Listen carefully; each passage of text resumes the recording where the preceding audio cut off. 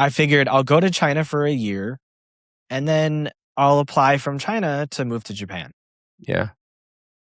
Well, I got to China and I never went to Japan. You never went to Japan.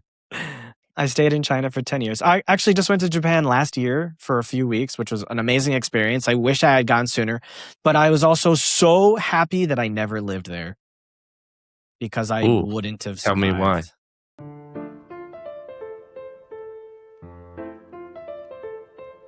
Welcome to the Mikey G podcast experience.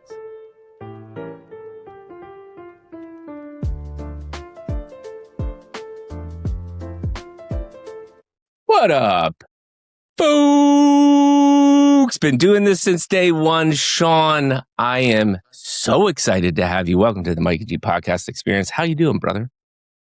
I'm all right. How are you? That is the most formal introduction reply I've ever got. I appreciate that. That was so kind. I'm doing fantastic, man. Other than we talked about this before we came online. Son just decided to snap my headphones about what you all don't know. Or your dog. Or my dog. Or this beautiful dog back here he's like my second half, man. A lot of people say oh, the dog always looks like you. And I've got a thing going on here. We kind of look similar, right? Yeah. I'm doing great, man. We went to Disney yesterday. I had a great weekend. And this is what I love to do. This deeply in my heart. I love to do this. And we were about to have a phenomenal conversation. I actually just got an amazing reply email from my previous guest saying I am 1,000% your fan. I will do anything I can do to help you out. So I'm getting right into it. I'm really, really excited. How we get to the big Mikey G podcast experience question though, is we like to do a little formal introduction. So Sean found crypto over 10 years ago. Entrepreneur, multiple companies, has built over $15 million in sales in his one company. So he has been successful, extremely successful, but is also a generalist like me. And AI has unlocked his full potential of creativity and strategic mindset. How did I do, Sean? Do you want to add anything or did that sound good for you? That's good. Yeah, we can go awesome. with that. Yes. So we had a beautiful conversation. He has been all over the world. He has had many, many insights of beautiful, beautiful morphs. And I just can't wait to get into it. And how we get into that is the world famous Mikey G podcast experience question. Sean, how did you get to the seat you're sitting in today? Please give me chapter 1, 2, and 3. To reiterate for the audience who has never watched the show before, chapter 1 is your childhood, Sean. I don't need your deepest, darkest secrets, but I am interested in prompting questions such as, did your parents or parental figures, what were their mantras? Be kind, work hard, pay it forward, a vivid memory. Were you a tinker or did you play sports? Give me a couple sentences and we'll go from there. Chapter 2 is your schooling and your professional career, some of the stuff that we just talked about. But remember, here, interested in those transformational insights. So the people that are listening have some maybe ideas if they're stuck or struggling. Maybe you are the one that actually guides and shifts their life in a different direction, which is a beautiful thought. Chapter 3, what you're currently working on now. I think you're cooking on a lot of really cool things. We'll talk about why and what the next 3 to 6 months looks like, and then we'll wind it down from there. So sounds good. We are at chapter 1, man. Anywhere you want to go. Remember, very reflective process. So I cannot wait to hear it. Let's have at it, man. So my family was what I thought growing up the norm. It wasn't until I got to university where I left my parents' house that I started to realize, holy crap, actually the average person did not have the same family life that I had. And I should be extremely lucky, or I should feel lucky and very appreciative of the love and support and encouragement that my parents gave me because most people don't get any of that. So my father is a dentist. He's been a dentist my whole life. When I was younger, he had his own business. So being a kid, I only knew what I could see from that moment. And so I saw that he had a beautiful practice. I saw he had a team that loved him and people, that came to him to solve their problems. And he cared so deeply about solving those problems for them in a way where he wouldn't lie to them in order to make more money. because I noticed that there's a lot of dentists, unfortunately, that will sell you something you don't need because it makes them more money. And I know this because as a young adult, I worked with him, and in my 20s, I managed his business for a short time. So That's as a amazing. kid, I spent a lot of time in his office and like the weekends and after school. And so I think one of the starting points for me with my personality was that I would talk to the employees. I would talk to the other doctors that would work with him. I would talk to the patients, and I would learn their stories, their names, their families, the things that were going on in their life. And I think that was really important for me as a kid to have a lot of socialization, because I Mhm. love to talk and I love to listen as well. Uh, my mother was always a superwoman. She never had a job.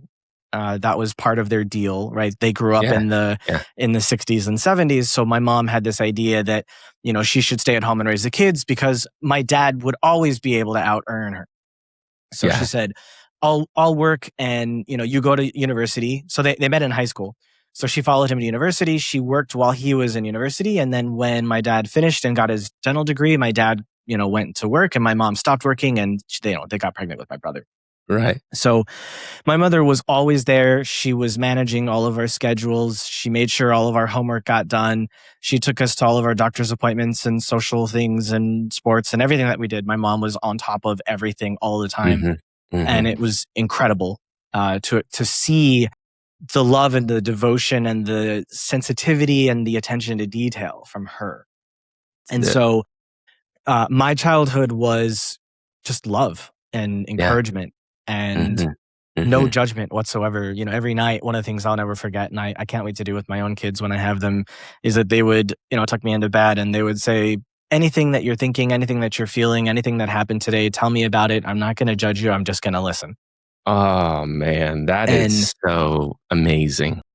they made me feel like I could say anything to anyone at any time without any fear of what they thought about it or how they felt about it. And to be fair, that has worked out sometimes not well. I've had to learn how to hold back a little bit in order to not hurt people's feelings. But I still believe to this day that blunt honesty is the only way you should live. Yeah, talk to me a little bit about that, because I think that's a great place to start. It worked and has not worked. Like, just expand upon that so there's more color for the audience. Well, I grew up feeling that anything I said, it didn't matter. Meaning, anything I could say is okay. Anything I could feel Mhm. is right. There's Mhm. nothing wrong.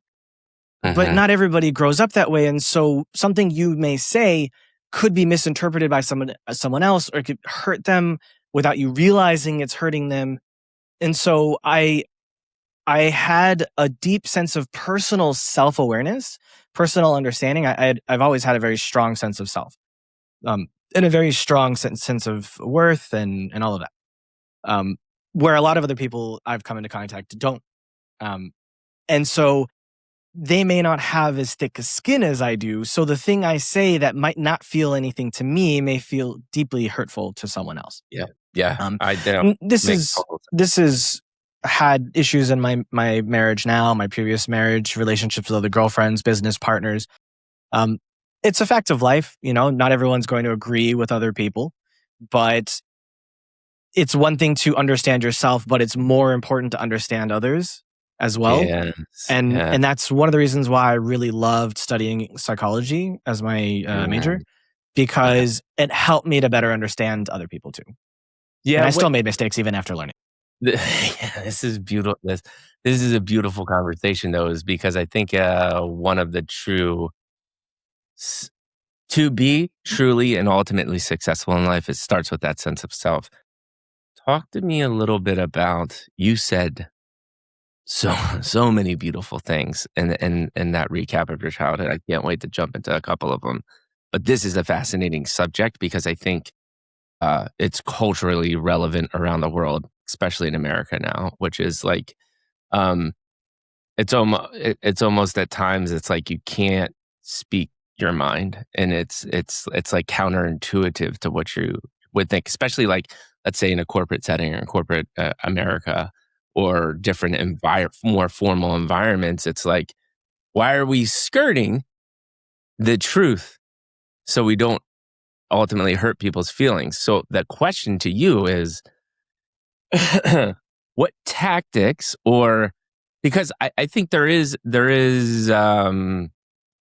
something to be said about how you make other people's feels, but at the same time, you have to be truthful. What have you learned to be effectful to navigate this tension that we're talking about? I don't know. I have. I think I'm That's a still great learning answer. Yeah. because, like, I was with my wife yesterday.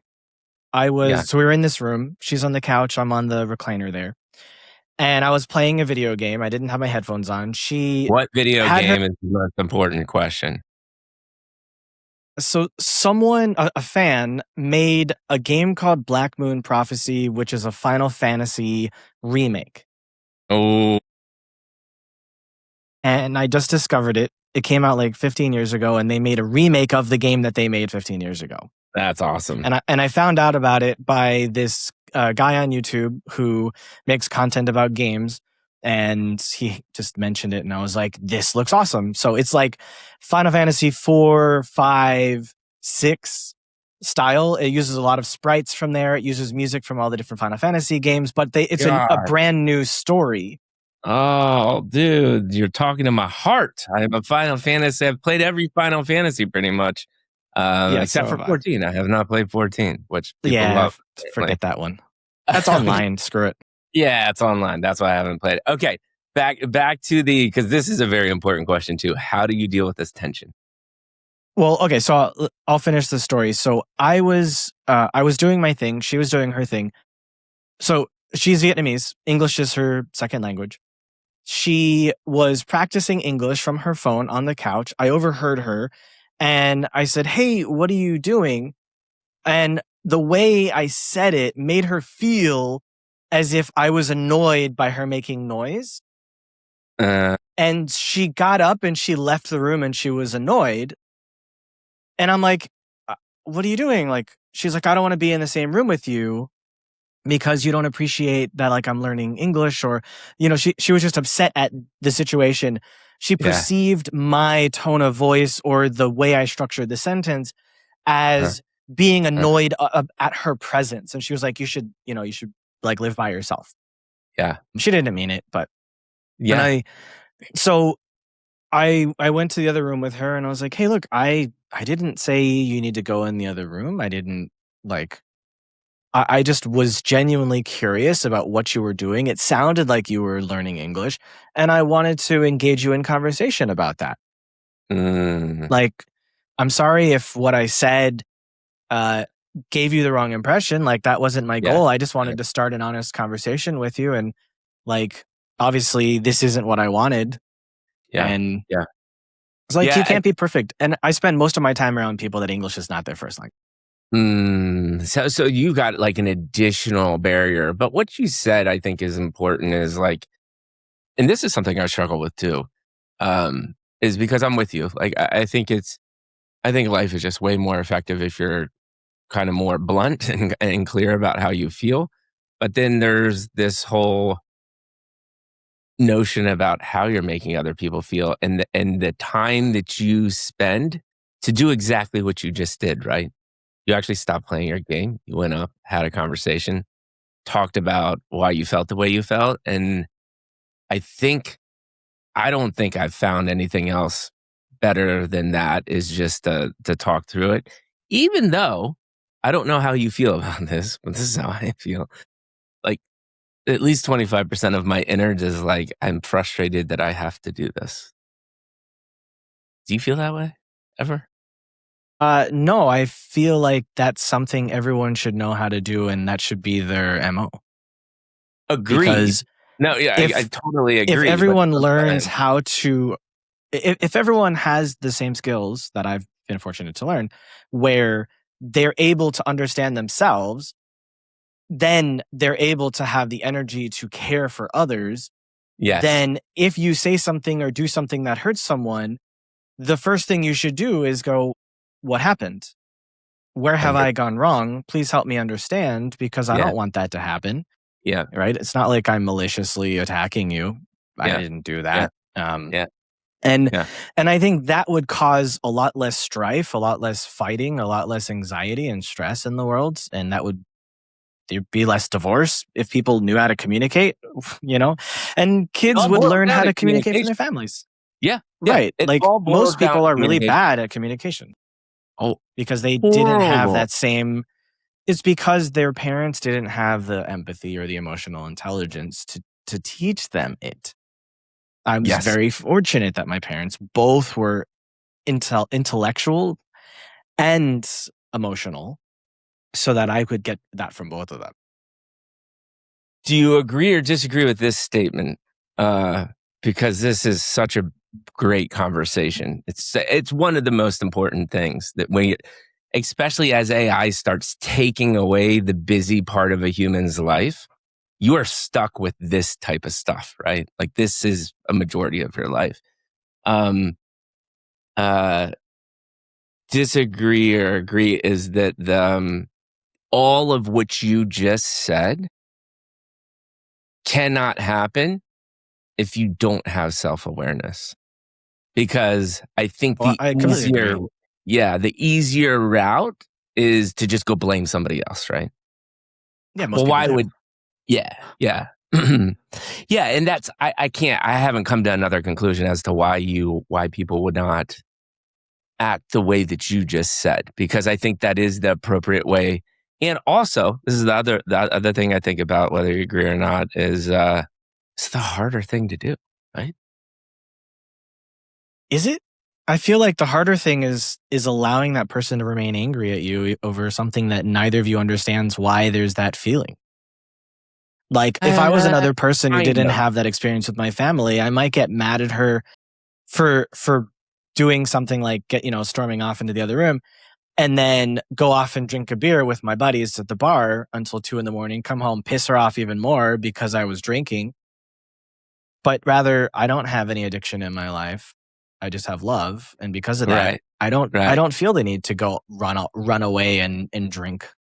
I don't feel the Right. need to go and smoke marijuana. I mean, I used to smoke weed, but I don't anymore.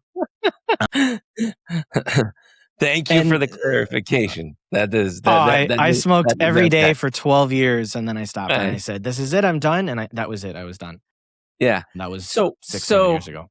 yes, I agree with you there. I think I'm more getting back to the raw in the moment as to why it's the easier thing to do long term, but it's the harder thing to do short term. For instance, in that moment of time, it would be much easier for you to be like, I don't really care. I'm just going to keep on playing my video game. But you had to stop The playing your video problem game. with that feeling is that if that's how you treat the person who you've chosen to be with, they're not going to be with that person for very long because you're choosing not to do the thing that allows the relationship to remain good. Yeah. And I think people, they need to hear this. This is so good, man. They need to hear this because I think a lot of people, especially in this day and age, and we can get into this later on, which is you're just constantly inundated with messages and these dopamine hits, right? I think people still just want to take the quickest path to make them feel less like, because your path that you're talking about when playing the game, that's stopping and going, it makes sense to us, right? I've done similar things, right? Like in, like, even like a different situation is like you're absolutely furious because of something, but then you calm down and go having meaningful conversation about it, and it always results in a better outcome. What we're The getting thing at is, here. Go ahead. sorry to cut you off. The thing is that Yeah. I generally don't feel angry. My emotions are generally pretty stable Mm-hmm. because Mm-hmm. I exercise every day and I meditate every day. And those things have been the things that allow me to stay calm. Plus, I realized a long time ago when I was younger that life is too short to waste it on emotions controlling you. Ooh, that's a great insight. That's fantastic. Talk to me a little bit more about that. Like, Because I'm always interested in how people come to these insights too. It's like, I'm assuming that's a culmination over time, or I've actually had instances where I'm like, I wake up and there is something that is like so impactful. There's a clear moment in time that I knew my thought process had changed. The emotions controlling you, where did that come from? Do you have anything, a point of reference for that? When you smoke weed, your emotions control you. Ooh, interesting. When you stop smoking weed, you have the ability to regain your logic. And when your logic is allowed to control you, or when you allow yourself to live through logic, you don't discard your emotion. You allow your emotion to come through when you want it, but you don't allow your emotion to control you. Maybe that sounds a little bit like a Vulcan, if you've ever watched Star Trek. Yes. Yes. I don't actively suppress my emotions. I would say I'm generally a very sensitive person. My wife will tell you I'll cry in every movie we've ever seen. I care very deeply for other people. I'm very thoughtful towards other people. So, I'm not just like a cold-hearted piece of shit, right? I care a lot. But what I mean is, if somebody does something that would normally make someone angry, I allow that to pass as quickly as possible, hopefully instantly. Hopefully I don't even allow that anger to appear at all, because it's not worth it. And the thing that really helped me to hone this is meditation, because the style of meditation that I learned is very special. So what is it? It's actually a blend of 3 different types. The first type is transcendental meditation. Transcendental meditation tells you that you have this word that you've been given by your instructor who taught you how to meditate, and you're supposed to repeat that word over and over and over again. And if you find yourself slipping, come back to that word and keep repeating it. And I did that for a few years, and I was like, I'm kind of bored of that. I was very fortunate to meet a Sikh, an Indian Sikh. They're the warrior class in Indian culture.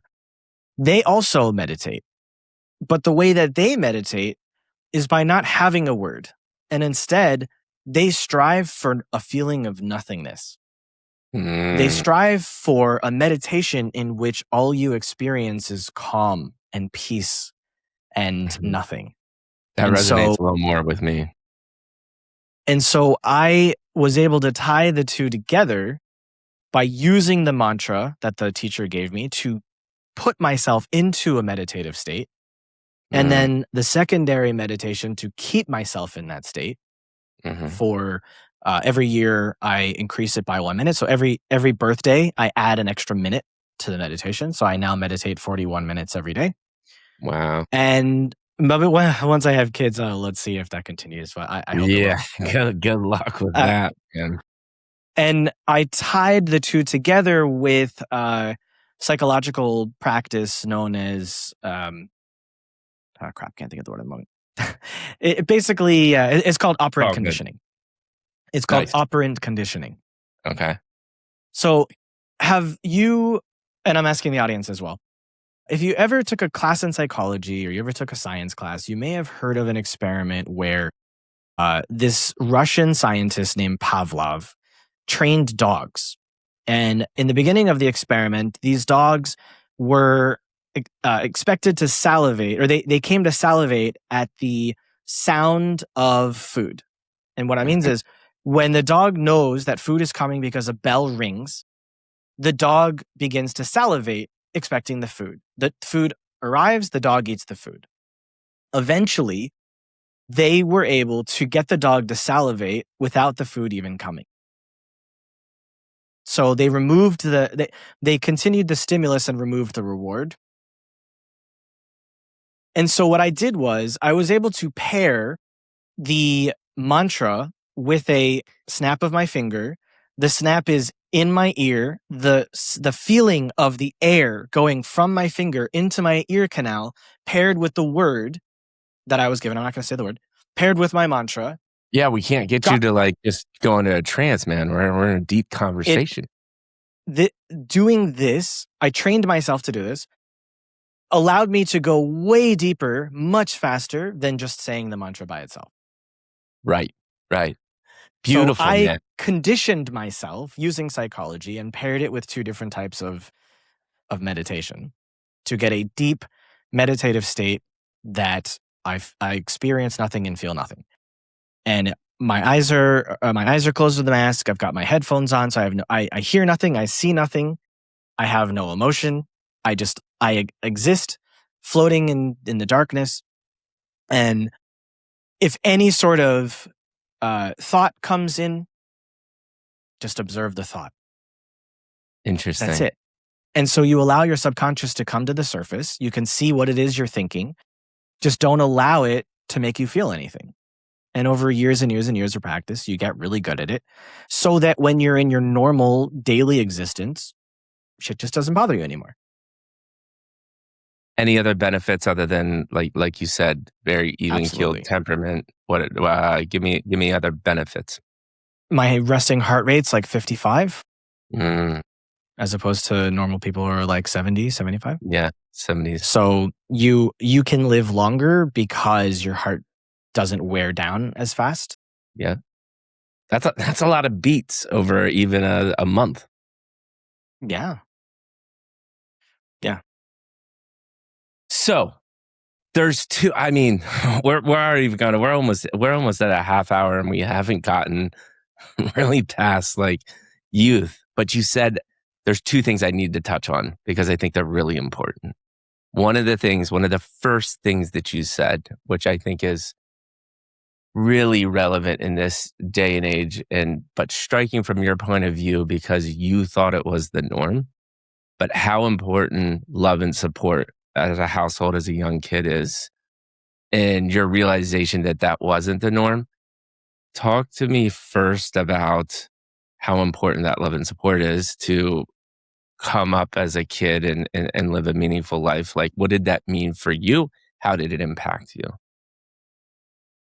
Well, I didn't know that it meant anything to me Right. until it started to Reflecting mean back something. now. Yeah, of course. Yeah, I mean, Reflecting back. imagine. So, like, I lived in Asia for 15 years, and I dated a lot.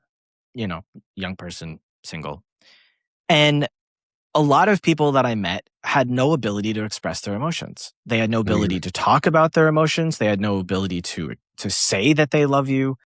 They were from families where the father wasn't present, or if the father was present, he was an alcoholic, or he was a gambler, or he was cheating.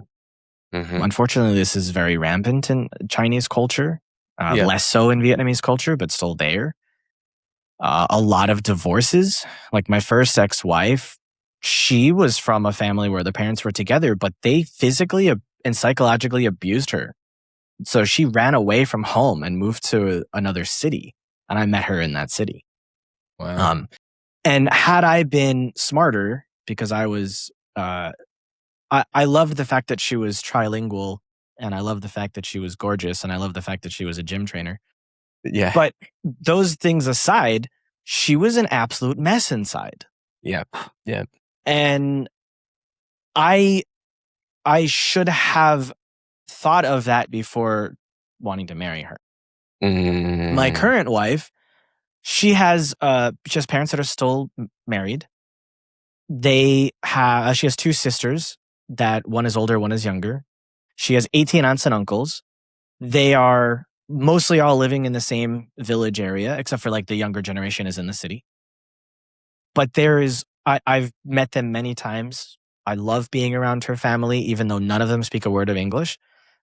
They're fantastic, wonderful, loving, kind, generous people. Complete opposite of my ex-wife's family. Yeah. And that's why no matter what issues her and I have, I will go to the end of the universe to make sure that we are all right. Because she knows how to give love. She knows how to receive love. She knows how to express love. And she is going to be an amazing mother. That's amazing, man. Yeah, and all of those the consequences of everything that you said of giving, receiving, expressing, knowing that how to care for a human being. I think love and support in a household growing up in family. I think we do a really bad job in America about the importance of family. Are all critical things to a healthy mindset. And you're living proof of this. I appreciate that insight. The other thing that you said that really fascinating to me too is socialization for any living thing is massive.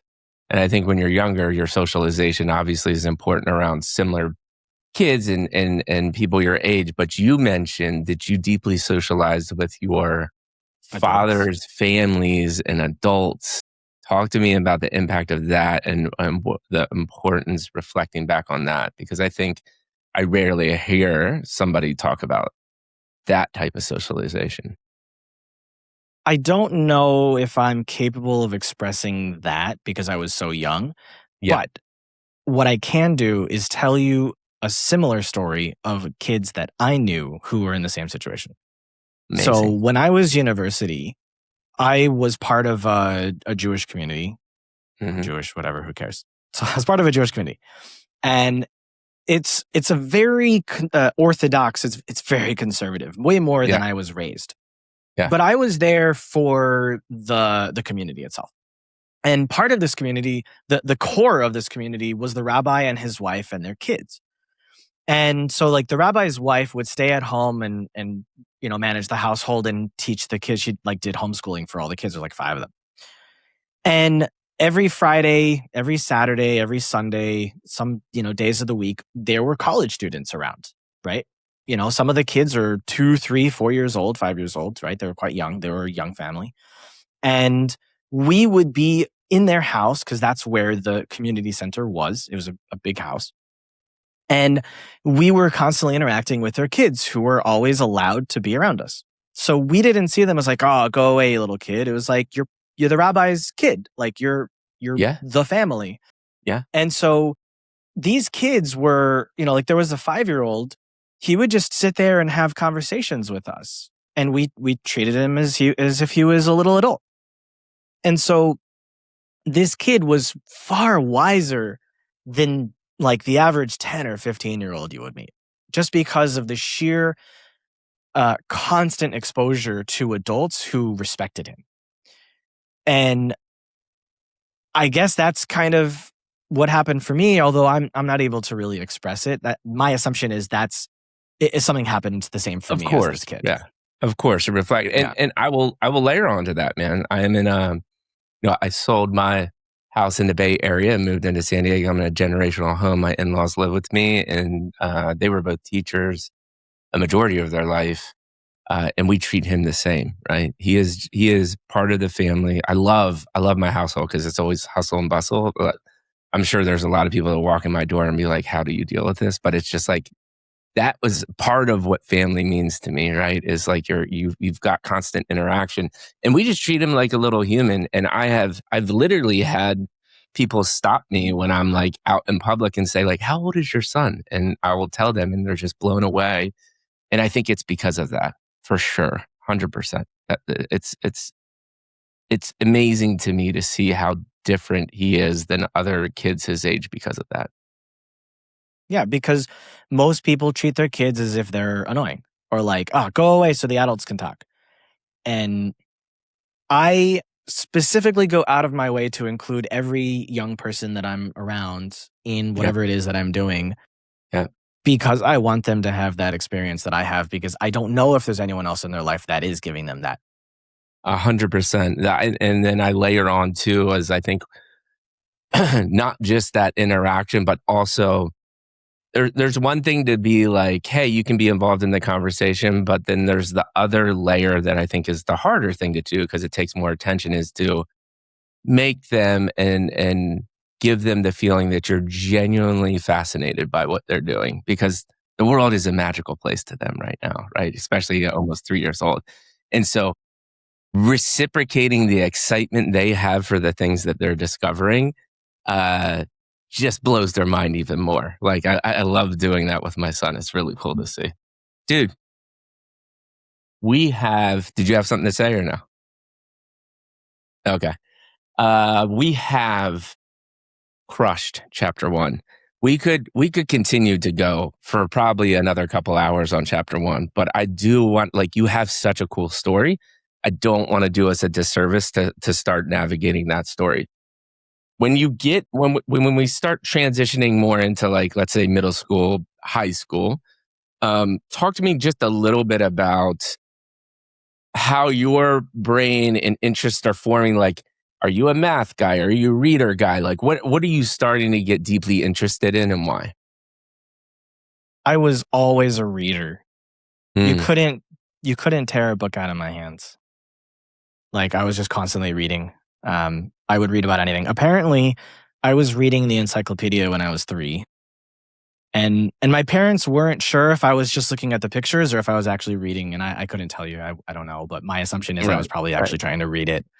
right. I've always been fascinated by languages. I'm fluent in several languages. Always been fascinated by language and by history and culture. And so any chance I had to get exposed to that, I did. In middle school, I would say my best subjects were probably history and hmm English. hmm Um, and then I That started makes getting sense. into guitar around ninth grade. Nice. Do you still play? I played for a number of years. When I was living in China, I stopped playing. It's been Mm, 10 years, and for my 40th birthday, I bought myself a guitar. It's that's the first awesome. time in 10 years that I've owned a guitar, and I said, I want to have a kid, and I want the kid to be able to hear the music in her womb, and after they're born, I want this to be a staple in their life because music is one of the only things that triggers a huge part of the brain. And hopefully I can inspire them to learn to play guitar, but hopefully not love it so much that they think it's a career, Yeah, because yeah. then they'll just have a miserable life. You're Uh, right, right. but I want it to be something that they love because, like language, music is something that's really important to me. I have music from I have Japanese rock, I have German folk music, Right. I have all, like Um, any sort of combination you could think of between genres and languages, I've got it and I love it. that's pretty cool, man.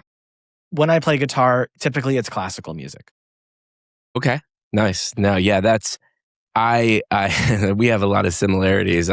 Music and dancing and all of these. I've been doing that with my son. So it's like we literally have dance parties, every single night. He demands that we listen to a song. He sings to all of his Disney movies now, and it's like it's fascinating to me. Like he's picking up lyrics that I don't even know, right? And he's Well, he's also picking up social engineering and brainwashing, so you got to be careful about that. yeah. I mean, I think it's a little bit like it's not like he's still too young to like understand the concepts. It's more of like the ritual of music and dance. And I play everything, right? It's not like um we're trying to like force him to understand or learn the music. It's definitely more of a play influence right now. But yes, of course, there's a lots of things that we could debate about what what actually the meaning to songs are and that whole world. But it's a meaningful impact to him too. I think because it makes him want to understand and explore and play, and it's just really cool to see. When they get to the all right, so we're more at the high school. I want to transition more into chapter 2 here. When you're thinking about segueing from like the childhood to more of like, okay, I'm starting to become a mini adult. I got to start understanding what I want to do, who I am. Um, Talk to me a little bit about that. Like, what are you forming into? What's getting you excited as you're starting to get into that part of your life? I think it's unfair for society to make you have to do that at that age Agreed. because your brain doesn't fully form until you're 26. So how the hell at 16 can you decide what you want to do for the rest of your life? Exactly. So that's what I thought at the time. And I had this incredible psychology teacher in high school. My brother had suggested I do a psych class. and he wanted me to do it with the person he did it with. I happened to be sitting in the hallway with my girlfriend at the time, and the advanced placement teacher of the same subject, she didn't teach the normal version like my brother took. She was like, screw that. You should come and be in my class. And I was like, okay. So I was the youngest student she'd ever had. Normally they're a year or two older than me. And I took that class, and it's one of two classes that I still think of fondly as having had value in my life. And the other one was advanced placement world history, which was with another woman who was there. The reason why I liked it was because they were hilarious. These teachers were so strange as human beings, but their love and passion for the subject that they taught was so sincere and so in your face that it couldn't, like, you couldn't leave the room and not feel high off of that passion. Dude, that's such a meaningful insight. What tangent here though, because I think it's really important. Like, again, I told you before we came on here, this is why I do it. It's there. What is your perspective on passion versus what you like? Because there's people cut this so many ways, right? Like, oh, only do things that you're passionate about, or there's practical things to life. But you just described an example of two teachers that were so deeply passionate actually helped formulate what you were excited about, and as you were becoming an adult, and where you decided you wanted to put your attention. Like, that's a pretty impactful thing. So just talk to me about passion in general. What are your thoughts on that? I think if you don't have passion for something, don't do it, That's because a all you're doing is putting time, energy, and effort into something that you don't want to be doing. So why, like I was saying earlier, life is too short. Why should you do it? Why should you waste it doing something you don't want to do? And if you don't know if you want to do it or not, stop there, because that's a bigger problem. Mm. How do you address finding passion? What are your what is your take on that? Try everything, see what you like, see what you don't like. The Mm-hmm. more you try, the more experience you have. I think it's a lot easier for any young person to learn what they don't want more than that they do want. And I think by uh, process of elimination, you come to find what it is that you do like. Do you think though that because people change over time, um, is it the never ending pursuit of doing that? Is there Yeah, a finish line? Do people think? Because I think people death. think there's a finish line. Death is the finish line. Mm, that's beautiful insight. I agree. You can't go any further than that, as far as I know. No one's ever come back from death. So Yeah, and I actually think that that finish line comes quicker if you stop your never ending pursuit. Right? You see that often, right? People. do you want it to come quicker?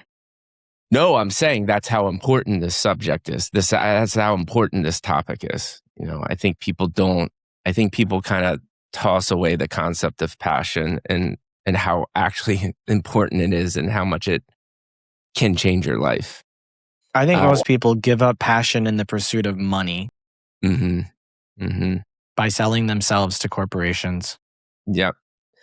Yeah, and I think an angle on passion to get rid of kind of the societal stuff of what we've been told and money and everything.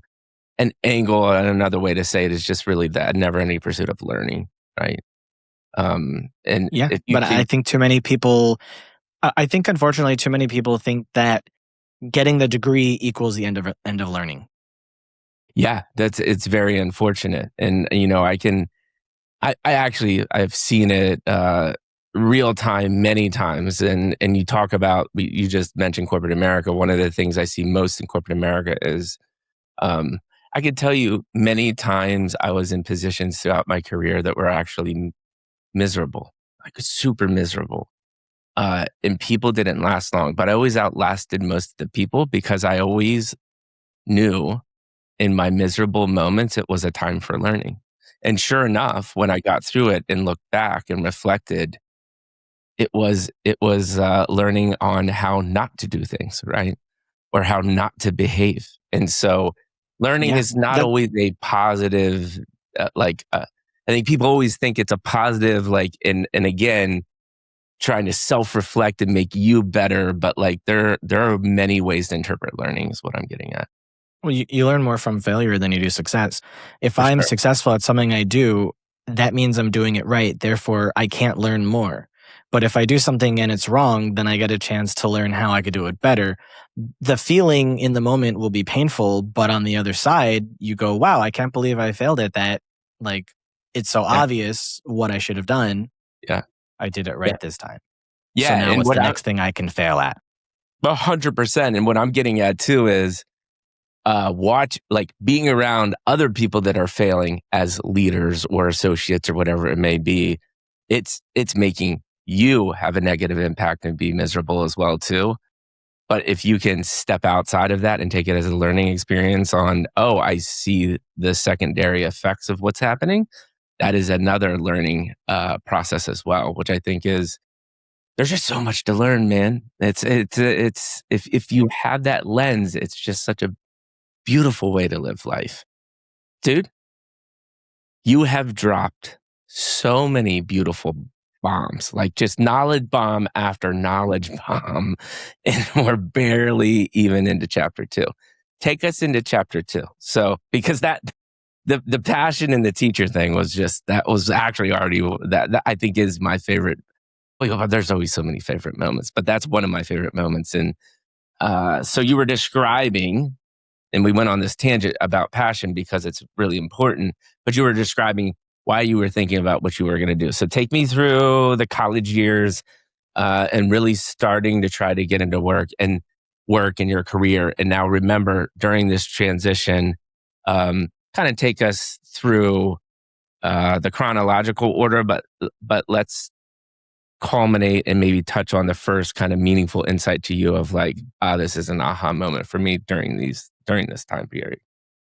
Okay. So my brother is 3 years older than me. Hmm. And we went to the same high school, we went to the same college, but there were years where we weren't together. When my brother left for university, I finally had the computer to myself. It was in Hmm. these years that I started to explore anime, Got it. and I started to make friends from other parts of the world. Notably, I had a friend from Argentina, a friend from Malaysia, two friends from Germany, a friend from New York. I'm still in contact with this guy from New York. I've known him for 26 years. I've never met him in person, It's but he's incredible. one of my closest friends. We talk all the time. Uh, he was one of the guys that was in the anime channel. He's about 45. So he's like 5 years older than me. And he knows everything that's happened in my life. I know everything that's happened in his life. And we're always there for each other when we're just going through stupid shit. And I started to learn German from the two Germans, and I started to learn some more Spanish from the Argentinian. Even though I grew up in Miami, so I had some Spanish there, and just started learning about the world. And so when I went to university, or before I went to university, I knew that I didn't want to stay in the U.S. Like I said, it's easier to figure out what you don't want than what you do want. So I realized by the time I got to university, I didn't want to stay in the US, but I knew that I had to get a degree from an American university if I wanted to have a chance to have a career outside. So I went to University of Florida. I started at, actually, for some reason, biomechanical engineering, because I thought, wouldn't it be cool if I could cure diseases and cancers and stuff by like having nanotechnology and all of these little things playing around with, like, whatever, you know what I mean? I thought science, it's cool.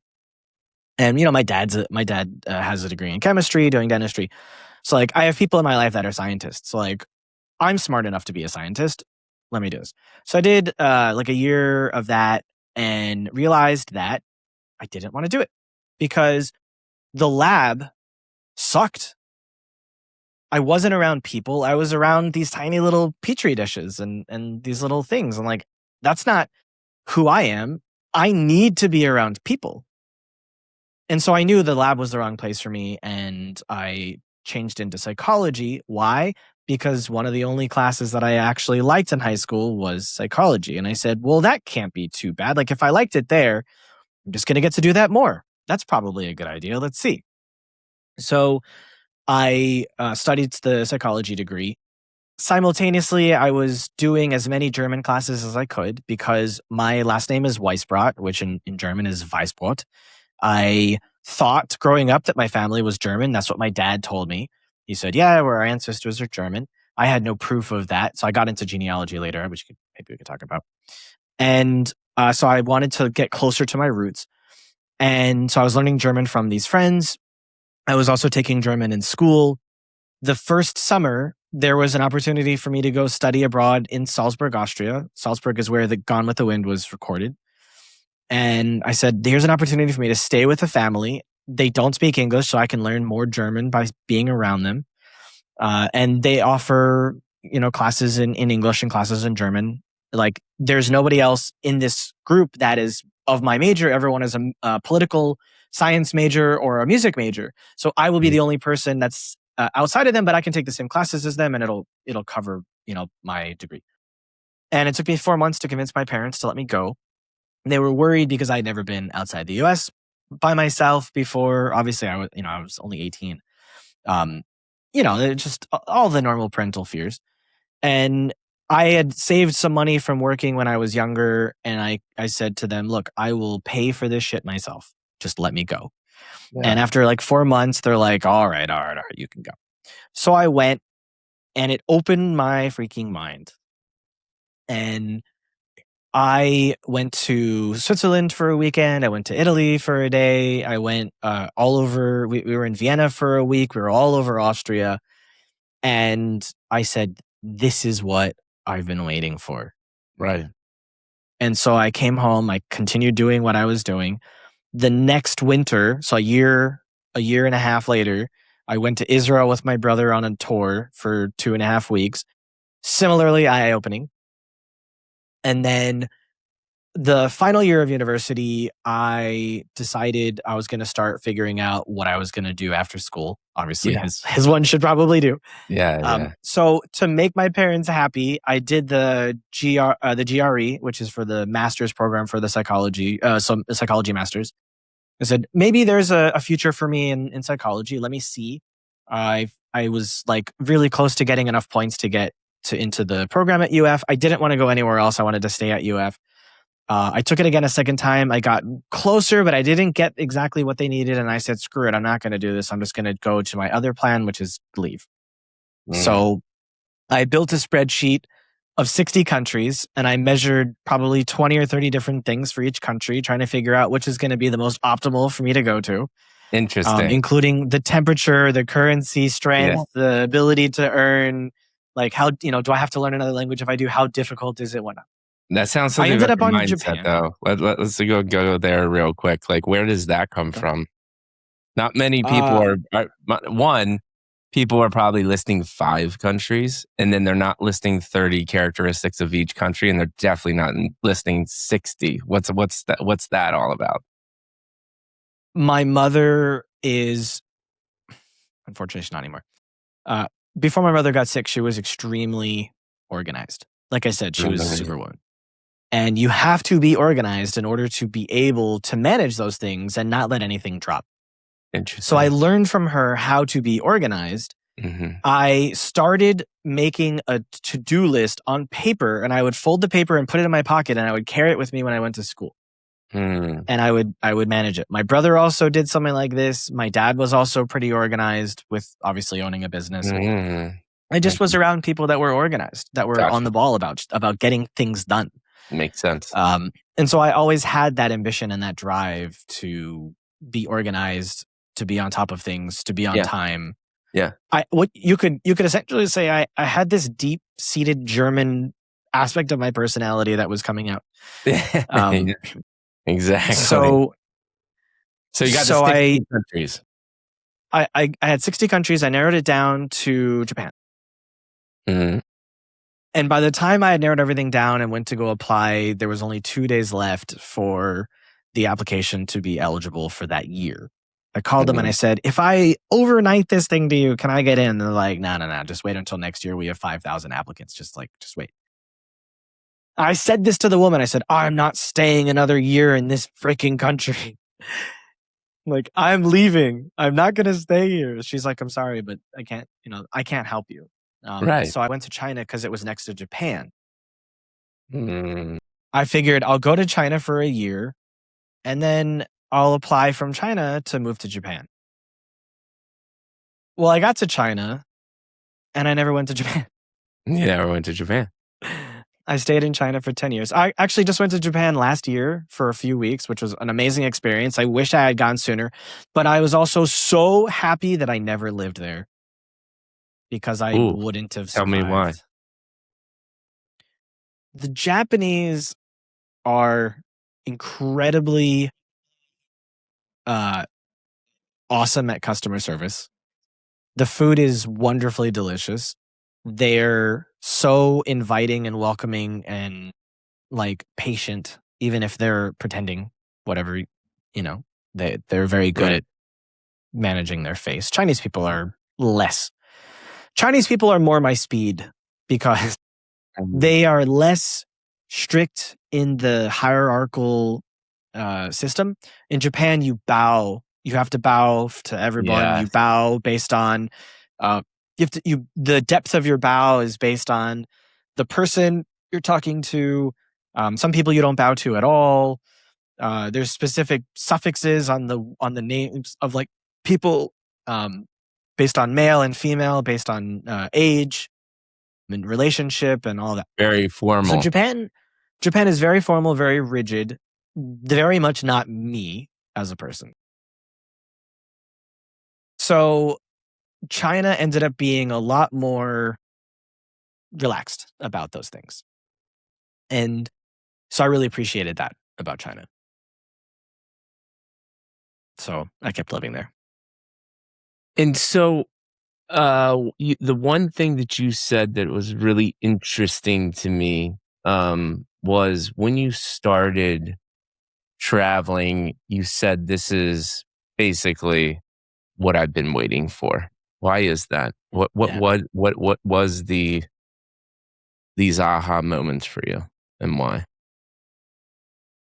I think it was when my brother went to college and I started having the time to use the computer because we only had one computer at home. We were all sharing the same computer. And the older brother, he gets the computer and you can't do anything about it unless he doesn't want to use it anymore, right? So when I had the freedom to start exploring the internet and start meeting people from other cultures, I started to become curious about the world. And so when I was finally able to start experiencing the world, those ideas started to go, oh yeah, we should do this more. There's so much of the world that we should see. Everyone says America's the best country in the world, but who says that? Like, how do I know that that's true? I don't know. I haven't seen the world. Right. How can I possibly make a judgment call like what country is the best in the world if I haven't seen the world? I need to see the world. 100%. And what have you learned about? I think this is an insight that I'm interested in.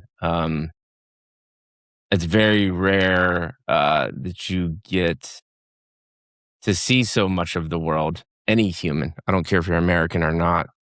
But then an American being able to live an extended period in China as well, too, with everything going on in the world.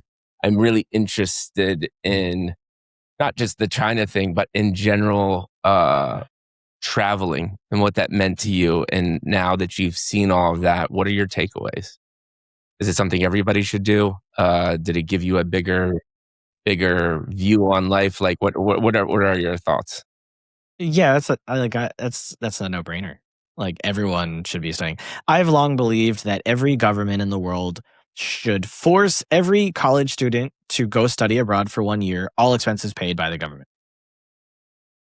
Because if everyone is going to other countries and spending time in those cultures, they are less likely to have negative ideas of and feelings towards those people, which will stimulate business, trade, lower the chance of war, and cause more people to have more mixed gene pool, which is healthier for the human race in the long term. Yeah, I So love that insight. So, thinking of this concept though, traveling and all of the things that we've just talked about, you have to pick one impactful insight that for you through this travel and process. What is the one insight that you'd share with people? don't live the life that society tells you you're supposed to live. Figure out what your life is supposed to be and live that life for yourself. Mm, it's a beautiful insight. I love it. Okay, so take me through more of the entrepreneurship. You're in China for 10 years. What are the things that you're learning? Why are you starting to decide to build the things that you're building? I was in China for 6 years before I started my first company. Mm, The first 5 years, I was a teacher and I was learning about Chinese culture, society, language, history, politics, economics. I was just living and breathing everything that I possibly could. And when I wasn't teaching, I was teaching myself Chinese. And if it weren't for that, I wouldn't have been able to start a business in China, hands down. So, just one of the speaking the first, language or understanding how business works as well? well, if you What- don't what- speak the language, it's very hard to do business Well, there. of course. So, knowing the language was equally as important as caring enough to understand the psyche of the people you're living amongst. Right. Yeah. Fantastic. So, one of the most important things that I learned in China was how different the world is than what you expect Ooh. living in your bubble. And I learned this in several ways. One of the first ways I learned this was two of my first friends I met in China were from Australia. And they were also huge into history and politics and all of that. And they were the ones that got me smoking weed. And we had years of conversation. Like we lived together in the same city for years, for like 4 or 5 years. And we spent a lot of time together. We smoked a lot of weed. We got a lot of foot massages and had a lot of barbecues and baked a lot of pastries, watching MasterChef Australia. That's awesome. I mean, they took me to Australia for a month. I stayed with one of their families. I stayed in the hostel that was owned by the other guy's mother for a week. I was in Brisbane City for that week by myself. We went around China together. We traveled to Thailand together. Plenty of really beautiful experiences. And they were from wealthy families who went to boarding school. And so they had really great educations. And I learned that what they learned and what I learned in school was very different, and that my schools lied to me about what the world was. And so there were a number of instances where they would correct me about what I had learned about something. I don't have specifics now. It's been many, many years. But Yeah. though those lessons will never leave me, that, hey, you think you know, but what you know is from the perspective of the people who wrote the story. And so if you travel, you will get to hear the stories of those other sides. And it's up to you to then parse together what's reality and what's not. Interesting. Are there any universal truths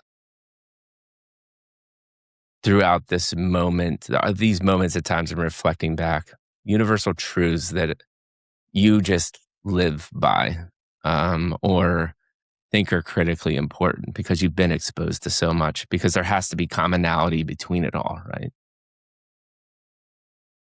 If you get angry, you will solve nothing.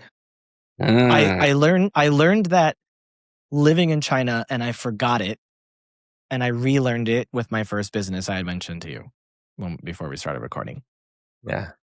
I also learned that unfortunately you should never trust someone to do something for you if you can do it for yourself. Because This happened to me in my first few weeks in China. I was told that when I moved there, I would have an apartment waiting for me. I had a hotel room waiting for me with an unknown period of time that I'd have to wait in that hotel room before they got me the apartment. The apartment was part of the contract. They were paying for the hotel, but the apartment was part of the contract. And I was upset that I was in a hotel room. I think they did that, looking back, because here's this person. They've come from across the world. We don't know them. They don't know us. We don't know if they're going to survive. So we don't want to invest energy into getting an apartment for someone that possibly may leave. So let's Makes let them sense. hang out in a hotel for a month or two and figure out if we like them. And if we do, then we'll get them an apartment. But that's not on the contracts. Yeah. So expectations are different than reality. So then I asked one of my coworkers who could speak English, which there are very, very few people who could speak any level of English whatsoever. I asked them for help to translate something for me. And I used words that would have been perceived negatively by their culture. And she didn't translate word for word. She translated into the culture so that there would be less anger from their side for how I'm treating them from the words I said. And it made me angry that this person refused to translate how I asked them to translate for me. I explicitly asked them to translate my word for word. Right. She said she did, but I found out later that she didn't. I found out pretty soon after she didn't. And that was one of the reasons why I started to learn Chinese for myself, like immediately, was because I knew that I could only have a good life for myself in China if I had the ability to directly communicate my own needs for myself. Yeah. And there's something there, and this has been a theme throughout the conversation, though, is that it's one thing to go through the motions to get, like, I don't know, a mid-level understanding of how to speak a language. But here, yet again, I hear you actually say, I wanted to understand the cultural nuances and to be able to deeply communicate. And it's just, I think, lost on a lot of people this day and age of how important that deeper extra mile is. And you've done that a lot throughout your life. And I think that's just something really important that I wanted to touch on because it keeps on reoccurring throughout this conversation. It's my personality is that of curiosity. Yeah. And my curious nature requires me. It demands that I constantly learn. Yeah. It demands that I teach myself as many new things as I possibly can so that I can have an edge and so that I can feel satisfied with the time. Yeah. I just want to bring this up quickly. Do you have a hard stop? I still have some time, but we're getting close to our actual time. I'll think of it in another 20 minutes and then we'll wind it down. So it's just, you've had so many beautiful insights throughout this entire conversation. We're at the point where you're starting to build your first company in China. I'm going to actually leave this up to you, knowing that I want to talk about what you're currently doing as well, too. Mm-hmm. So maybe one or two more things within, we'll call it chapter 2, which is like the entrepreneurial company formations. And then we'll kind of transition into chapter 3, which is present day. What are you doing and why? And what does the future look like? So hit me with 1 to 2 things in chapter 2. So I had no desire to be an entrepreneur. It wasn't my intention. One of the reasons I wanted to go to Asia was to run away from American society so that I would be free from the shackles of the expectations that people in American society would have on me. Yeah. Knowing that I was intelligent and capable. And instead live the life that I wanted, which meant exploring who I wanted to become. And so I thought that by being an English teacher, it would give me the time I needed to go and travel and explore the world and explore myself. It was living in China that I started to become curious about entrepreneurship because Chinese people had for many decades been unable to pursue economic freedom or economic wealth. Mm. So it was really only in the last like decade before I arrived that people were able to start really pursuing that. And so by the time I arrived in 2008, it was in full swing. People were going crazy with the idea of making money. And so they were actually hyper capitalist compared to the US in this regard, which was a little twist in the story there. It was hilarious to see. Right. So China is considered to be a totalitarian dictatorship, but it's actually economically kind of free and politically not free at all. So make of that what you will. But very different from what everyone's told. And it was due to being a customer of a variety of different businesses and seeing how they sought to treat me in the good and the bad that I started to think, if Americans were to handle it this way, that's what they would do. So I was comparing and contrasting the cultural differences in how they approached running a business. And possibly this was because of my exposure to my dad's business for so many years that I even had a sense to think about it. Yeah. But it was years of that exposure that I started to think, well, if they could do it, so could I. If they could do it in all of these really strange ways that I don't understand, maybe I could do it the way an American would do it and do it here and make a lot of money. Maybe, I don't know. That's a cool experiment. Let's see if that's possible. After being a teacher, I got a job as an HR manager in southern China. So I left Wuhan. I was in Wuhan for 5 years. I went to Shenzhen in the south, which is where all of the tech companies, all the software and hardware companies are that are Western and Asian. It's called the Silicon Valley of Asia. And that name does not disappoint whatsoever. It is a massive city of 15 to 20 million people. Said I watched a documentary on it. It's a fascinating place. It was farmland 40 years ago. It is now one of the largest cities in the world and one of the most wealthy cities in the world. And it's fascinating to have lived there for 5 years and watch it grow up. By the time I got there, it was already mostly developed, but it was still developing. And it was a beautiful experience. Shenzhen is a wonderful city. It was filled with all sorts of people that came from all over the country and all over Asia, and even people like myself from other countries, to try their hand at starting entrepreneurship.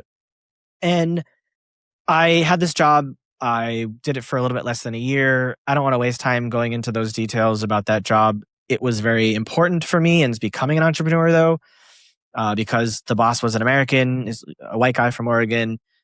He fired me because I had a concussion. I was struggling to think and work. And he was like, screw this. Screw One you. insight, though. We don't need to go into details. What was the insight why it was important on the development and entrepreneurship? What I learned from that experience was being fired for something I had no control over told me that I shouldn't allow anyone to be able to control my financial situation ever. Love it. So that was the moment in my life where I said, screw it, I'm done with this. It's time to do this for myself. It's time to be the entrepreneur that I've been thinking about for a few years. Because I didn't have any ideas. For years, I had no ideas. I had no specific thing that like was calling me. I was happy as a teacher. I was happy. I was a manager for my dad's business. I loved doing that. I was happy being an HR manager for his business. It was a private school in China. I was happy doing everything I was doing. And nothing was really calling me until that moment. And I said, I'm going to figure out how to make money for myself. I don't know how, but I'm going to figure this out. Yes.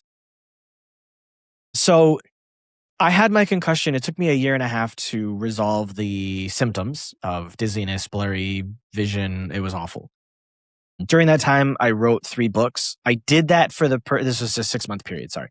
The 6 months from when the concussion started until I started to feel better. I did that because I was trying to force my brain to reorganize itself so that I would stop having those things and like hopefully be able to think properly. I used to play chess. I couldn't play chess after the accident. That's how bad it was. My brain was muffled. And the writing was the thing that forced me to like stay focused on a single task, and it rebuilt my ability to focus. So about 6 months in, I went out of the house for the first time in many months, and I went to a picnic with friends, and they had been inviting me to things, and I just couldn't go anywhere. I felt awful. So finally I said yes. And I met this American guy who had this idea to start an event, and he wanted to call it Idea Exchange. It was similar to TED, but the idea was to focus on education rather than inspiration, because TED is this place that, you know, rich, powerful people go and talk about stupid things, and people that are poor go, "Wow, that's great. I'd love to be like you." And I didn't want that. So we did. I said, "This sounds awesome. I'd love to do this with you. Do you mind? Can I organize this with you?" And he's like, "Yeah, sure." We organized it together, and we had 100 people show up to the first event. It was one of the most incredible things I had ever seen in my life, because we didn't spend any money on advertising, purely word of mouth. People just heard about it and they're like, "Oh, I need to go to this thing." And so he dropped out after he said, "I'm really busy with my job and my sports. I leave this to you. If you want it, it's yours." I had a brand new girlfriend at the time. She had just moved to the city, and she didn't have a job yet. So I said, "Hey, do you want to do this with me?" And she's like, "Sure, let's do it." We organized the second event. 250 people show up. In between the second and the third event, I was at another event. There was a government official there. The government official wanted to meet with me and her. We met, and they realized that I was someone who could be trusted, right? Because the first thought is, who the hell is this foreigner? What the hell are they doing? How do we know if we can trust them or not, right? We'd better know the devil than not know the devil. So after a meeting with me, they're like, "Yeah, we could tell you love China. We could tell you speak Chinese fluently. Like, we could tell that you're doing this for the good of society. Like, there's nothing bad about you. Like, we don't get any bad intentions from you. So we want to support you. We want to give you a venue that's privately used only for the government. So this is a special use case for you. So you don't need to apply for a license to assemble. We want to give you some money every month for each event you do. We want to give you free media coverage, and let's take it from there." So the third month, we had 400 people show up. The fifth month, we had 500 people. Then we had 600 people. Then we had 700 people. The space maxed at 700. There were some events where we had people standing inside the venue. And they were like, "You can't do that anymore. It's a fire hazard," and blah, blah, blah. So we capped it at 700. But we were getting 1,000 or 1,200 people reserving, and then 700 people would show up. And during that time, the government hired me to also do private event organization for them. They hired me to do private speeches for them that they paid me to do. They put me on radio and TV shows that I got paid to do. They hired me to train some of the government officials. And all of those things were in Chinese, except for the training was in English. I was training the government officials to go and shadow the Chicago city government. They connected me with a Taiwanese factory, publicly listed company. I did some training in English. I brought cross-cultural communications so that they could send some of those directors to other countries like Brazil to open factories, hopefully. So they wanted to build relationships with other countries. And I just had opportunity after opportunity after opportunity, like life-changing. Like, you can't even begin to imagine how insanely cool my life was in China because of all of this. But I wasn't making enough money to really like the business. It was Right. it was small enough that I could pay my bills, and the exposure was awesome. And I didn't really know. Through all of this, there was this Israeli entrepreneur living in Shenzhen who was an active audience member. He came to multiple events. After the third time, he came up to me, introduced himself. What I learned really young was, when you're the leader of something, everybody wants to know you. So, of course, he wanted to know me. And I had to decide who I should spend my time with and who not, because there were a lot of time wasters. I could tell that he was an interesting guy. He's one of the few foreigners to come. The vast majority of people going were Chinese. And it was the event was completely in English. So it wasn't like, come here and learn English. It's like, you need to be very fluent in English, because these are high level like talks. It's a speech event, right? So he was one of the only foreigners to come. And so we became friends. And he's like, "Hey, look, I feel like you're lacking something. And this is you're doing something like amazing. So don't let me talk you down." He said, "But there's something that I think I notice that I really like, it's burning in me. I need to tell you that I think you're missing something that could change your life." And I was like, "Okay, what is it?" He's like, "You have this incredible talent that I don't think you realize you have." I'm like, "What's the talent?" He said, "Networking." He said, "Your organizational skills are amazing. Every time you do these events, they're so pristine. They're so organized. They're on time. Everything is flawless. He said, you do an amazing job month after month. He's like, but I feel like you're not really making that much money from this. Am I right? I go, you're absolutely right. He's like, which tells me that I'm right in saying that you have this network and you have this incredible ability to talk. You have this incredible ability to network. And I think you aren't taking advantage of it. And I think if you could take advantage of it, you could make a shit ton of money. I go, my ears are open. And he said, I normally charge people tens of thousands of dollars to tell you what I'm going to tell you. He said, I'm not going to charge you a cent. He said, I respect what you're doing and I want to help you. So I'm going to tell you very plainly what it is. He said, you don't understand the value you're creating. You don't understand the network you have, and you don't understand how you can make money from your value and from your network. He said, you need to figure out who these people are, and you need to know what it is they're after. Why do they come to your event? What are they looking for? Right? They're not showing up just because it's a rainy Sunday. They're there because they want to learn something. They want to meet someone, even if they don't know exactly who the person is. He said, if you can figure out who your people are and what they want, and you can find the other person in your network that has the thing that they want, then you can put those people together. And if you can facilitate that in a deal, you can make money in the middle. And my brain went,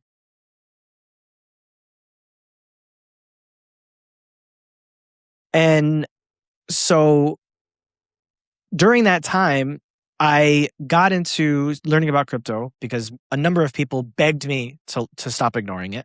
And finally I said, okay, fine. And then I don't want to waste time on too many details, but I ended up raising $150,000 for a foreigner who was in China. I raised the money from a Chinese guy. They couldn't speak each other's language. I spent 2 months arranging everything in the middle. We had a lot of tea and a lot of coffee and a lot of karaoke and a lot of alcohol and foot massages and dinners and you name it. Finally, the guy gave him money. The founder hired me to do research for him on the blockchain industry. And I found out that the investor gave him more money and brought in another investor, but I wasn't told about this and I wasn't given my commission for this.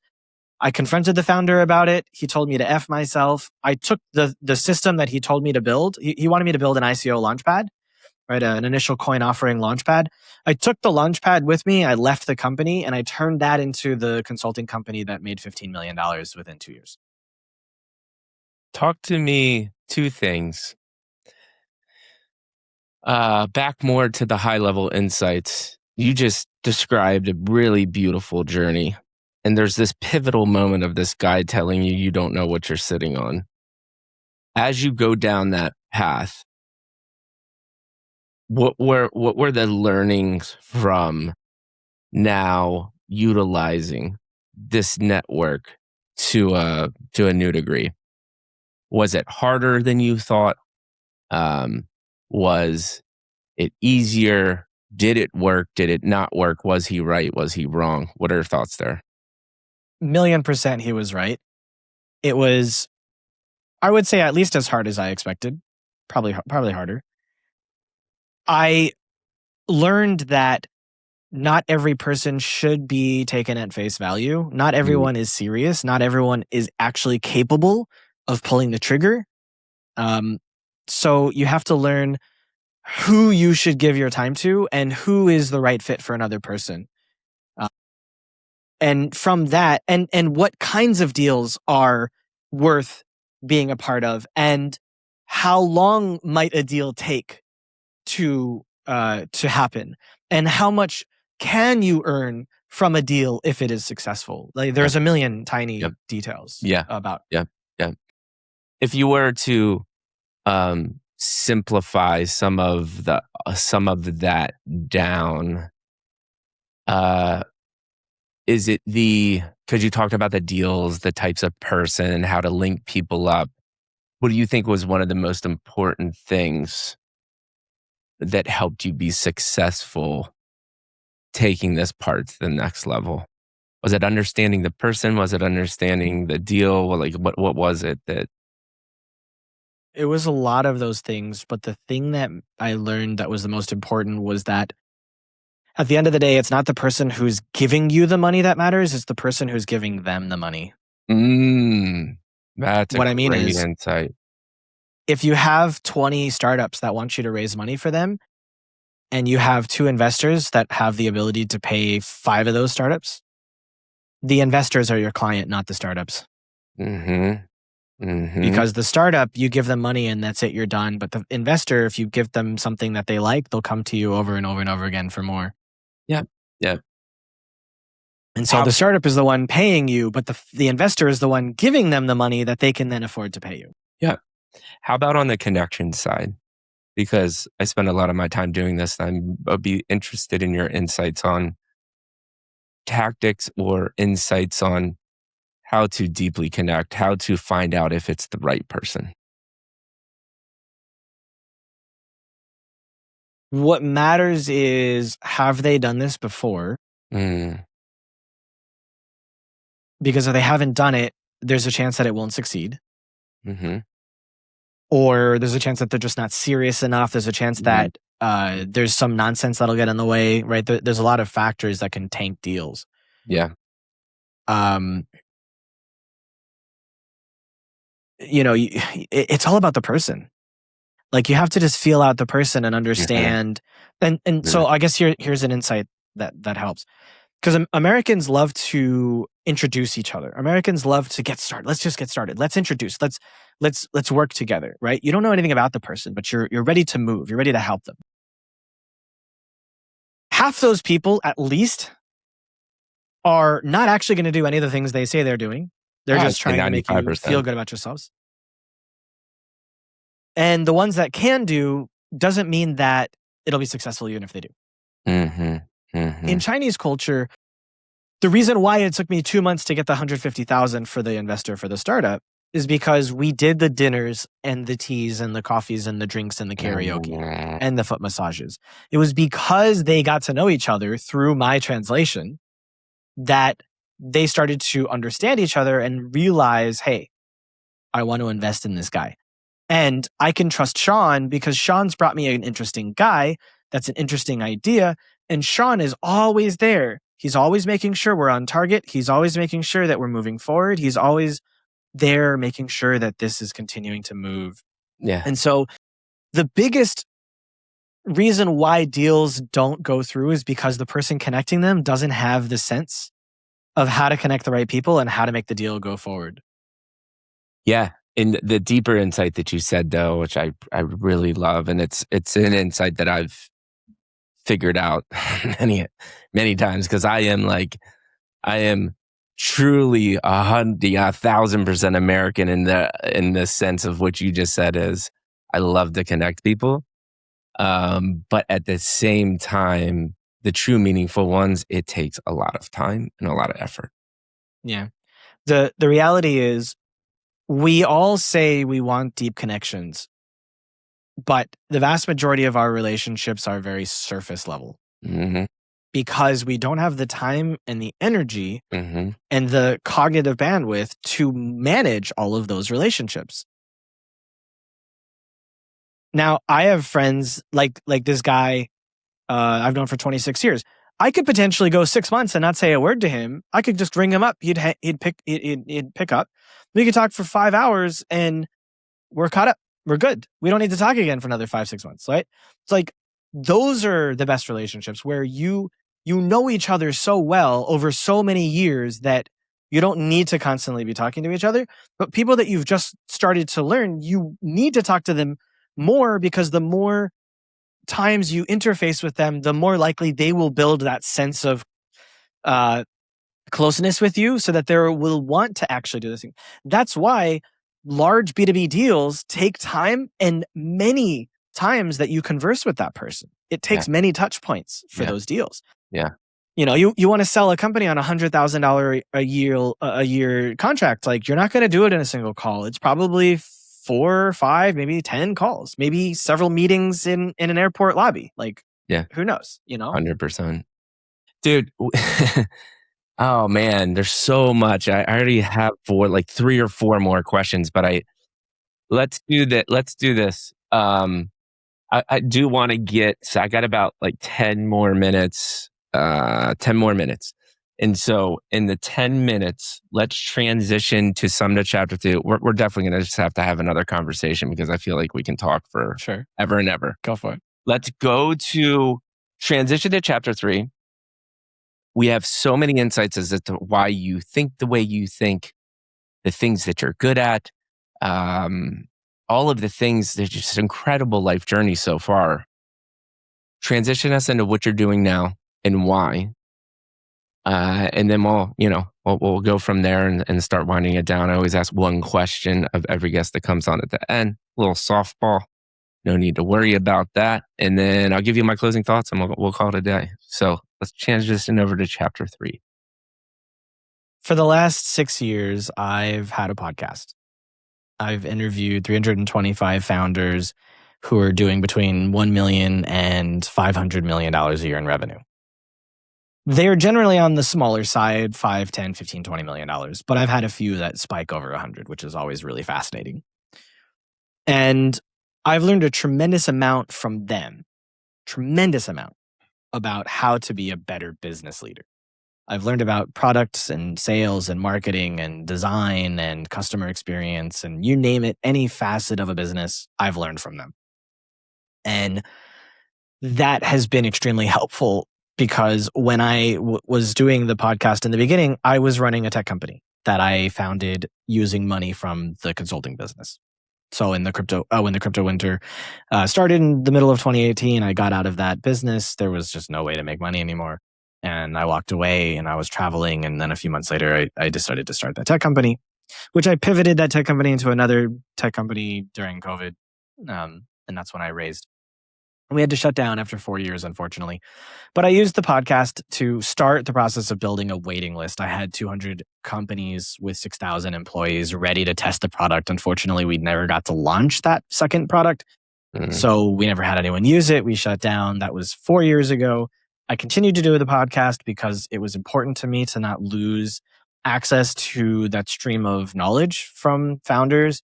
Even though in that moment I was lost. I didn't know, like I had spent 4 years all day, every day doing that business. So I didn't know what to do with myself. And so the podcast was a way for me to kind of remain somewhat focused on something that I had already started building. And it was through that when AI started to become a thing in 2023, I jumped on it immediately. And I started playing with ChatGPT and all of the other tools as they came out. And about a year and a half to 2 years ago, I started interviewing founders exclusively about AI and how AI is impacting their business, their industry, their service offerings, their clientele's thought process, what have you. And about a year and a bit ago, maybe a year and a half ago, I started to use Lovable to code. Yes. And also the same mentor guy, who's still a good friend of mine, he was the one who said Lovable existed and I should check it out. And so thanks to him that I was able to get into AI with my hands rather than just looking at it from the outside. Yeah.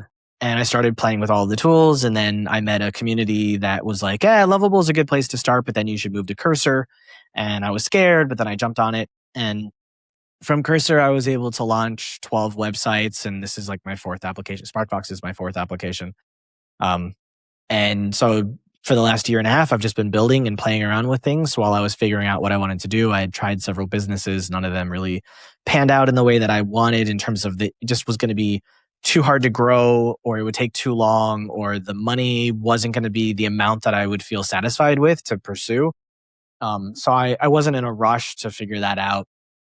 And then about 6 months ago, I was trying to figure out I decided to automate my podcast about 6 or 7 months ago. And that took me almost 2 months to do. I use Netlify to host my website. I use Supabase for the database. So I have a serverless architecture.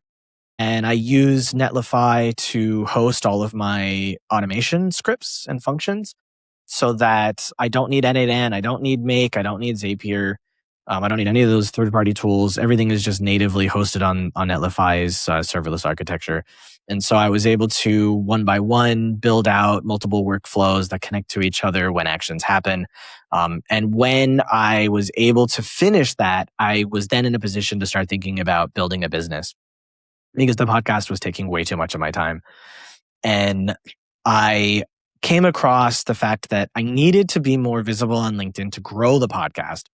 And I wanted to be able to market and distribute the podcast better. But I didn't have the time and the energy to do it, even after having automated it. So at first I thought, how can I use a voice message and turn it into a LinkedIn post in 10 seconds that's published? So I spent 2 hours and I built it through Telegram. And then after using it for a few days, I said, this is really cool. I should see if other people want to do this. So I rebuilt it into what could be conceived as a SaaS architecture. Took me another few days. I started to talk to my former guests and do demo calls with them. After a few demo calls, I realized that the idea was great, but people didn't want to write. They didn't want to speak. They just wanted the content to be made for them. And so after about 10 demos, I realized that what I should be doing is taking the transcript from people's calls and using that. Instead of taking a voice note and making a post, I should have a transcript and make a bunch of posts. And that's how SparkFox became what it is now. And I commercialized it starting in the end of June, early July of this year. And I've got a few paying customers now. And I got a few more that are going to be converting to paying customers in the next week or so. So in the middle of August, I'm going to start running ads and see if I can blow this up. I love it, man. And I'm here to help support you because I think this is a massive tool. And I'd love to share notes on this as well, too. What's interesting to me, and I would love your thoughts on this, is I really hesitate. So I have pivoted into more of a consulting AI, side hustle startup because creating products and monetizing them. When I think by the end of this year, someone that has really no knowledge can just spin up a solution to anything that they want. Does that worry you? Is my question, because that worries the product creation worries me. It doesn't, and I'll tell you why. Yeah. I've seen about 20 competitors. Yeah. And they're all vibe coding, but none of them, I can see from the way their product looks and feels, they have no product experience. They have no design experience. They have no understanding of users' journey. Yeah. And they have no business logic. Interesting. And I agree with you on that front. I still just struggle. And as the technology gets so good, does the AI inherently take care of some of that? No, I don't think so, because you need human intuition to find to smooth out the details. Yeah. And the fact remains is, like, one person has like 6,000 or 7,000 followers on LinkedIn, and she was like so excited about her product. And I was like, all right, let me check it out. She could be a competitor. And she had 30 pages on her SaaS, and every page was filled to the brim with absolute nonsense. There was nothing. None of it made any sense. I didn't know what to do with any of it. Yeah, prime example. If you look at my application, it's smooth, it's clean, it's lean. It does only what it's supposed to do. Right. And that's because I spent 4 years with a team of humans who had decades and decades of knowledge combined. And I learned from all of them. This is how you build. This is how you code. This is how you test. This is how you market. This is how you prepare. This is how you plan. This is how you figure out the journey. This is how you retain customers. I learned all of it from working with those people. I paid them. I spent a lot of money over years learning that, paying that tuition of my own money before I raised money from other people. Yeah. And it was only after that now AI has enabled me to do everything, but I don't need other humans to do it now. Yeah. Because I actually know how to do it. I think that's the appropriate answer too. In addition to what will help you survive is, I think as long as you continue to have, because I think people see this like, oh, AI is just going to do everything and then I won't have to do anything but sit on a beach. And it's like, that's the wrong answer, right? As long as you continue to have the human conversations and engage, I think anything is possible. Yeah. And I I think hate to do this to you, but I have a call I have to jump to in a minute. I do too. So we're gonna wind it down real quick. Last question I ask you, and then I'll give you thoughts. We'll do 30 seconds quick. If someone were to ask you what it was like to be on the Mikey G podcast experience, what would you say? Freeing, I guess. Yes. Good. That's exactly what I'm going for. I just want us to feel open, freeing, and you be able to reflect. And the thing I will say to you is there are so many things that I could list on the amazing insights that you drop. We're just going to have to do this again because it would be another 30-minute episode if I just went down the list of things that I wrote. You're a beautiful human being, man. You have so much life experience. I really do look at this as the beginning of a friendship. I can't wait to talk about your company, how we can help each other out. And let's do this again. And thank you so much for your time, man. This was awesome. Yeah, you're welcome. All Happy right. to do it again. You have a fantastic day. And with that being said, Sean and Mikey G are out, and we will see you soon. Later.